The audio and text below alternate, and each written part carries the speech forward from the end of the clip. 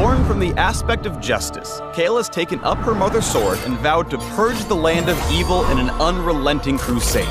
She increases in power over the course of a game, sending wave after wave of fiery celestial fury to serve the unjust their final judgment. The righteous shall prevail. Welcome to the Kayle Champion Spotlight. Kayle's passive is Divine Ascent. Over the course of the game, Kayle rises closer to her celestial form, increasing the speed, range, and power of her basic attacks.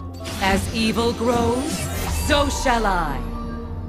At level 1, Kayle is fueled by Righteous Fury, and her basic attacks increase her attack speed. At max stacks, Kayle becomes Exalted and gains movement speed toward enemies.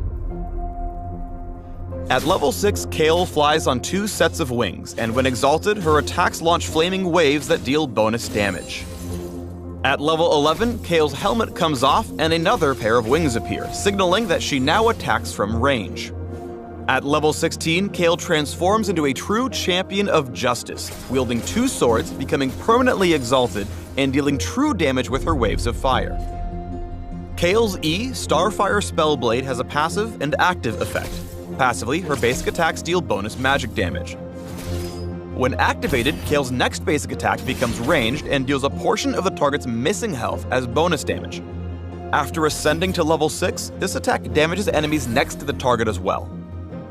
Kayle's Radiant Blast pierces the first enemy hit with light, dealing damage, shredding resistances, and slowing any foe caught in the blast. Celestial Blessing heals Kayle and a target allied champion, infusing them both with a burst of speed. It's a short duration buff, so it's better at quickly maneuvering and dodging enemy attacks rather than long-term chases. Kayle decides who lives and dies. Her Divine Judgment makes a target ally completely invulnerable for a couple seconds, then purifies the area around them with a cascade of shining blades. Kayle can move while casting, but can't attack or cast other spells until the swords fall. This means it's often better to ult an ally who can dive the enemy team instead of using it on yourself. You'll save them from certain death and massively damage foes at the same time. In order for Kayle to truly mete out justice, she must ascend to her final form as quickly as possible. However, her weak early game can be hell, so you'll need to play safe to avoid becoming superfood. Rely on Radiant Blast and Starfire Spellblade to farm from range. If you stray too close, or try to wing it in a fight, you'll be butchered where you stand.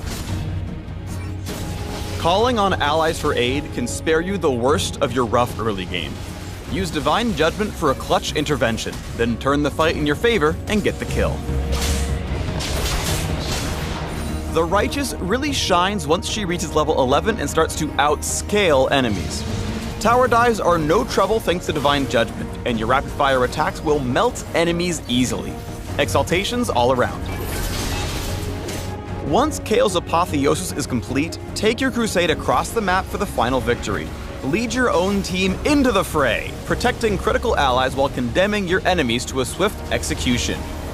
You'll win the teamfight just as you planned. If you want a glorious paladin who eventually becomes a godlike agent of punishment, rise with Kayle and serve them justice.